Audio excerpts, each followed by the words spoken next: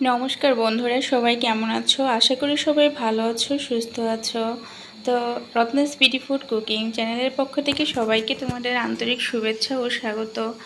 আজকে সকালবেলা আমার মেয়ে ছাদে আসছে, আমরা সবাই ছাদে এসেছিলাম। তো এই যে পিচ্চি একটা দেখতে পাচ্ছেন, ও হচ্ছে আমার স্টুডেন্ট, ও আমার কাছে পড়তে আসে। তো এখন আজকে ছাদে অনেক দিন ধরে 2-3 দিন ধরে আসা হয় না, গাছে জলও দেওয়া হচ্ছে না, গাছগুলো কেমন যেন জলের অভাবে শুকিয়ে যাচ্ছে, প্রাণহীন হয়ে যাচ্ছিল।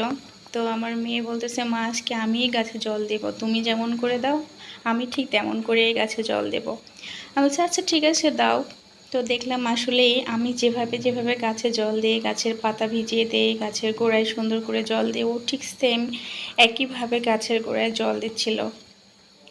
তো সুন্দর করে জল দিচ্ছে, আমিও দেখছিলাম, ভালোই লাগছিল যে আসলে ও সকল কাজ খুব আগ্রহ সহিত করে, শুধু পড়ালেখাটা বাদে। খালি ওই পড়ালেখাতেই যত মানে ওর অনীহা অনিচ্ছা, জানি না কবে নিজে থেকে বুঝবে পড়ালেখাটার গুরুত্ব, নিজে থেকে পড়তে চাইবে, পড়তে বসবে। যাই হোক, আমার ছাত্রী সেও আমার মেয়ের সঙ্গে সঙ্গে গাছে জল দিচ্ছিল। ও একে আমার ছাত্রী হয়, অন্যদিকে ও আমার ভাইজি হয়, ওর বাবা সম্পর্কে আমার দাদা হয়, পিস্তুত দাদা।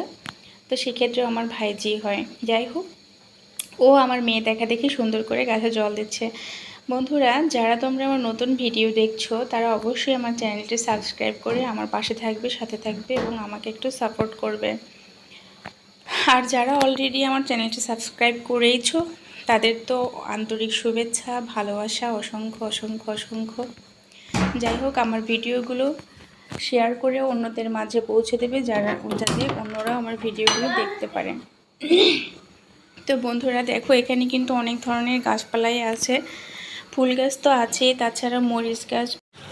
বন্ধুরা, আজকে আমার এক স্টুডেন্ট আমার জন্য অনেক ধরনের শাকসবজি নিয়ে আসছে বাসায়। এখানে আছে দেখো সেচি শাক, আর এখানে আছে হচ্ছে মিষ্টি কুমড়োর শাক। তো আজকে ওরা আমার বাসায় এসেছিল গান শেখার জন্য, তো শাকগুলো নিয়ে আসছে। আমি তো খুবই খুশি, কারণ হচ্ছে যে আমাদের শাকসবজি খেতে খুবই ভালো লাগে।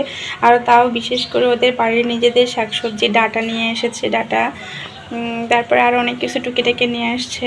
তো আজকে আমি এগুলো দিয়ে রান্নাবান্না করবো। আর আজকে আমাদের হচ্ছে নিরামিষ সবজি, তো নিরামিষ রান্না করার জন্য আমি এই শাকসবজি আজকে রান্না করব। বন্ধুরা, চুলায় আমি একটা কড়াই বসিয়ে দিলাম। তো কড়াই গরম হয়ে গেছে, এর মধ্যে দিয়ে দিলাম তেল। এখন আমি শাকটা রান্না করব। তো আমি প্রথমে আলুগুলো ভেজে নেব। আজকে শাকে আলু দিব, আলু দিয়ে শাক রান্না করব যেহেতু। তো প্রথমে আমি আলুগুলো একটু ভেজে নিচ্ছি, হালকা হলুদ এবং একটু লবণ দিয়ে হালকা হালকা করে আলুগুলো আমি ভেজে নিচ্ছি। তো বন্ধুরা, একটু নাড়াচাড়া করে হলুদ এবং লবণটা মিশিয়ে দিচ্ছি। তো আলুটাও কিন্তু আমার ভাজা প্রায় কমপ্লিট। তো এবার আমি দিয়ে দিলাম পরিমাণ মতো জল, জল দিয়ে আরেকটু নাড়াচাড়া করে দিলাম। এখন আমি কিছু কাঁচা লঙ্কা চিড়ে রেখেছিলাম, তো কাঁচা লঙ্কাগুলোও দিয়ে দিলাম। তরকারি কিন্তু ঝোলটা ফুটে উঠেছিল। তো পরে কিছুক্ষণ পরে ঢাকনা দিয়ে ঢেকে রেখে দেই। পরে দেখি যে আলুগুলো প্রায় প্রায় সেদ্ধ হয়ে আসছে, এখনও পুরোটা সেদ্ধ হয়নি, তো আমি আরও কিছুক্ষণ ঢেকে রেখেছিলাম। তো এখন আমি কি করলাম, শাকগুলো দিয়ে দিলাম। কারণ আগে যদি শাকগুলো দিতাম তাহলে শাকগুলো একদম সিদ্ধ, একদম ঘোটা ঘোটা হয়ে যেত। তো যে কারণে আমি শাকগুলো একটু পরে দিলাম। তো শাকগুলো দিয়ে একটু ঢেকে রাখলাম। কিছুক্ষণ পরে আমি ঢাকনাটা উল্টে নিলাম, ঢাকনাটা উল্টে একটু হালকা নাড়াচাড়া করে নিলাম। বন্ধুরা, শাকটা কম জালে রান্না করতে হবে, কারণ শাকগুলো একেবারে সবুজ। বেশি জাল দিলে শাকের সবুজ ভাবটাও থাকবে না এবং শাকগুলো একদম টকটক হয়ে যাবে। তো আমি আরও কিছুক্ষণ ঢাকনা দিয়ে ঢেকে শাকটা জ্বালিয়ে নিলাম। তো কিছুক্ষণ পরে আবার আমি একটু নাড়াচাড়া করে এবার উঠিয়ে নেব, কারণ শাকটাতে আমি ফোড়ন দিতে চাই। তো ফোড়ন দেওয়ার জন্য আমি শাকটা তুলে নিলাম। এটিকে প্যান তো বসিয়ে দিয়েছি, দিয়ে দিলাম সর্ষের তেল। ফোড়ন দেওয়ার জন্য দিয়ে দিলাম 2টো শুকনো লঙ্কা, আর দিয়ে দিলাম কালো জিরা। এরপরে দিয়ে দিলাম কিছুটা জিরা। তো এবার জিরাটা ভাজা হয়ে গেছে, এদিকে আমি তরকারিটা ফোড়ন দিয়ে দিলাম।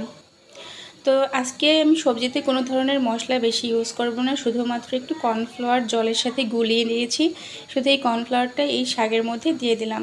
তো শাকের মধ্যে কর্নফ্লাওয়ার গুলে দিয়ে একটু হালকা করে নাড়াচাড়া করে কর্নফ্লাওয়ারটা একটু মিশিয়ে দিলাম। তো বন্ধুরা, শাক কিন্তু আমার প্রায় কমপ্লিট। আমি এবার একটু নামানোর আগে চিনি দিয়ে দিলাম। চিনি দিয়ে আর একটু নাড়াচাড়া করে শাকটা এবার তুলে নেব। তো বন্ধুরা দেখো শাকটা দেখতে কতটা সুন্দর লাগছে। আমি বেশি মশলা ইউজ করিনি, তারপরও আমার মনে হয় শাকটা খেতে খুবই ভালো লাগবে। ওদের নিজেদের বাগানের সবজি তো, যে কারণে মনে হয় শাকটা এরকমই দেখাচ্ছে। একদম দেখো মজে গেছে শাকগুলো, এবং এটাই হচ্ছে এর ফাইনাল লুক। তো শাকটা দেখতে কত সুন্দর লাগছে বন্ধুরা, তোমরা এভাবে রান্না করে খেয়ে দেখতে পারো। বন্ধুরা রান্না করেছিলাম কুমড়ো শাক, তো সেই শাক দিয়ে এখন খাওয়া দাওয়া করছি।